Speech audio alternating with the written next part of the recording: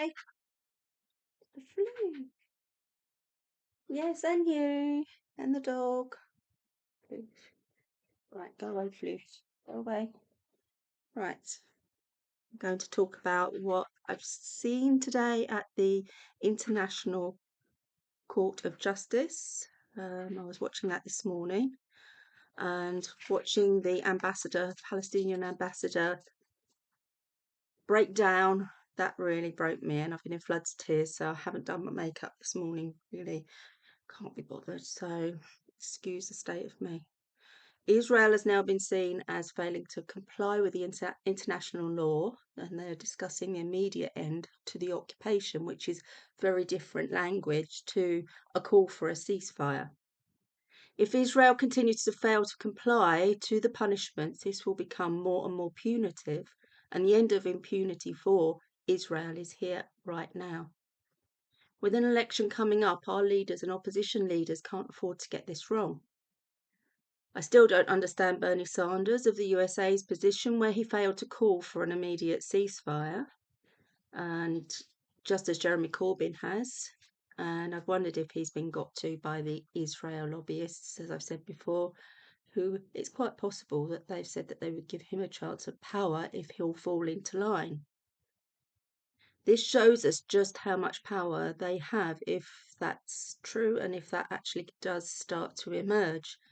This shows us just how sticking to the right side of justice, even when it appears to be against all the odds, is the only way we can continue.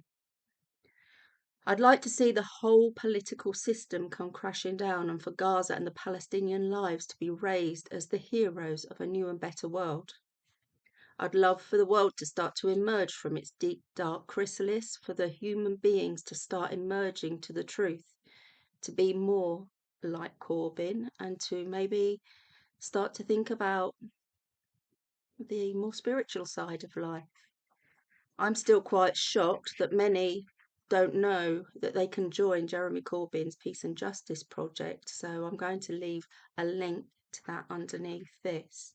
It's wonderful to see George Galloway emerge as a political victor and possible victor of the Rochdale by-elections, and that shows to me that people are really starting to see what Zionism is and how people like George and Chris Williamson and of course Jeremy Corbyn and people like me have been wrongfully labelled and marked with the anti-Semitism label, like branding us all with a swastika. George Galloway had to deal with all of these things many years before it was even seen as being weaponised, and yet he has continued to speak out regardless. And again, this is the only way to go, to stick with truth. These politicians show other political people how it should be done. Integrity is key. Fighting for a country of diversity and international acceptance is important if we are ever going to be uh, remotely call ourselves tolerant. The intolerance of humanity has become a blot on our ability to find peace. We all suffer from a prejudice. Even I, as a white woman, have experienced labeling of someone somehow privileged. My sons have experienced hate crime, but it's nothing compared to the horrible things that do go on every day in the lives of those of different colour, of different race. And there's so much division that's happening nowadays where those on the other side of the spectrum tend to want to get rid of anybody that is a little bit different to them. There's been a lot of personal stuff that I have personally had to be working through recently, and I'll talk about that a little more later, another time. But right now, what we're facing is a world changing experience where the dynamics of power is falling. And I can see people seeing the world through the heart a little bit more, which makes them want to verge towards more spiritual thinking. The greater problem with colonialism and Zionism is the continued removal of the rights of the indigenous people who live their lives their way and not have to be forced to have the modern world forced upon them.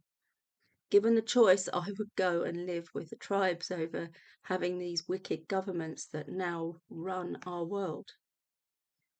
How can we say that we live in a free world, yet even though we're better at accepting other people's rights, such as gay rights and accepting different forms of ethnicity, but we're going backwards with the wickedness of the likes of Braverman, the Tories, and the will to allow babies to die offshore of the Dover and Ramsgate areas, all these beaches I've known all my life.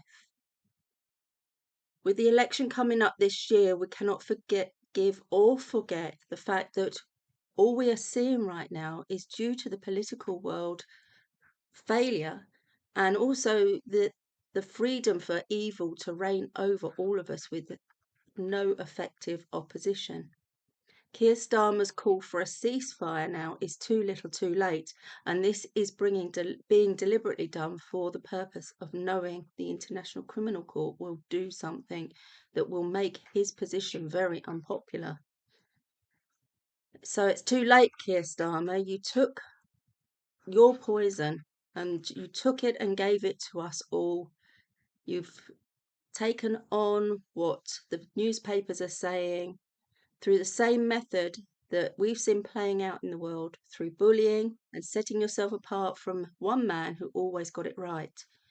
Your lack of humanity is showing, and it is a sickness, and it's a part of a blight on our planet and the system that you belong to, and must be brought down to be replaced with the peace and justice that we demand.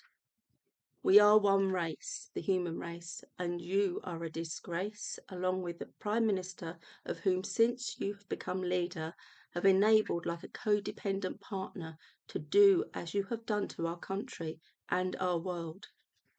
Your disgrace, this is your disgrace, and if the children who have died in Gaza should stand for something, let it be the awakening of mankind to the corruption that you have all stood for. Every single name should be raised as heroes of a brave new world. Bless you. Thank you for listening to me again, and see you another time. Bye.